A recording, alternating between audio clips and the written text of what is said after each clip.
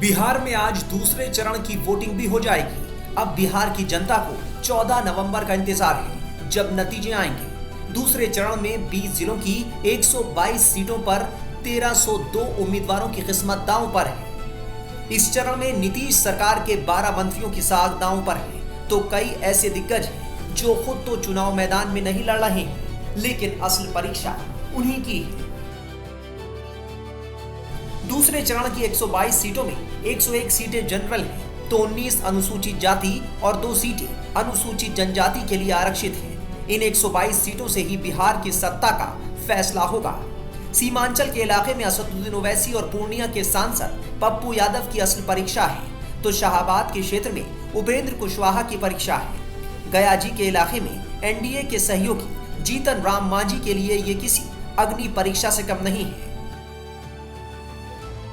असदुद्दीन ओवैसी की party AIMIM ने 2020 के चुनाव में सीमांचल की 5 सीटें जीतकर सियासी हलचल मचा दी थी। इसे महागठबंधन के लिए बड़ा झटका माना गया था।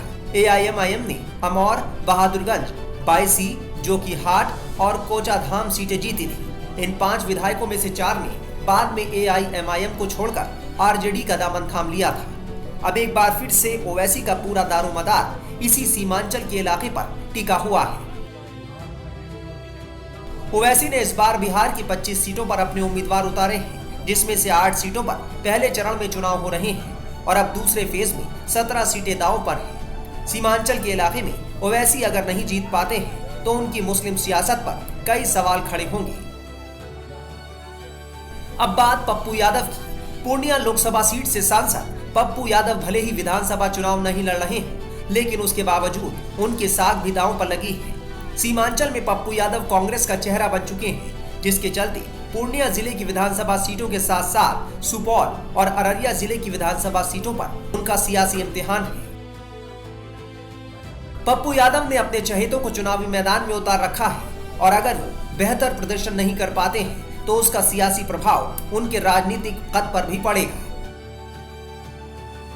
कांग्रेस का सारा दारोमदार इस दूसरे चरण की सीटों पर टिका हुआ है। कांग्रेस के 37 उम्मीदवार दूसरे चरण में किस्मत आजमा रहे हैं। 2020 में कांग्रेस के खराब प्रदर्शन के चलते ही महागठबंधन सरकार नहीं बना सकी थी। अब बात RLM के प्रमुख उपेंद्र कुशवाहा की। उपेंद्र कुशवाहा भले ही खुद विधानसभा चुनाव नहीं लड़ रहे हैं, लेकिन असल परीक्षा उनकी ही होनी है। कुशवाहा एनडीए के साथ है और उन्हें 6 सीटें मिली हैं। कुशवाहा के कोटे की 6 में से 4 सीटें दूसरे चरण की हैं। सासाराम, दिनारा, मधुबनी, बाजापट्टी से कुशवाहा के उम्मीदवार हैं। इन चारों सीटों पर RLM का मुकाबला RJD से है। सासाराम से उपेंद्र कुशवाहा की पत्नी स्नेहलता विधानसभा चुनाव लड़ रही हैं। कुशवाहा 2024 का लोकसभा चुनाव हार गए थे और अब उन्होंने अपनी पत्नी को विधानसभा चुनाव में उतारा है। ऐसे में कुशवाहा अगर अपने कोटे की चारों सीटें नहीं जीत पाते तो उनके राजनीतिक कद को जबरदस्त झटका लगेगा। एनडीए के सहयोगी और मोदी सरकार में मंत्री जीतन राम मांझी की पार्टी हम की असल अग्नि परीक्षा बिहार के दूसरे चरण में है। मांझी के सभी 6 प्रत्याशी इसी चरण में किस्मत आजमा रहे हैं। इमामगंज, सिकंदरा, बाराचट्टी और टिकारी सीट पर मांझी का कब्जा है। मांझी का इन चारों सीटों पर RJD से मुकाबला है, जबकि कुटुंबा में कांग्रेस के प्रदेश अध्यक्ष राजेश राम और अतरी में RJD प्रत्याशी से कड़ी टक्कर है।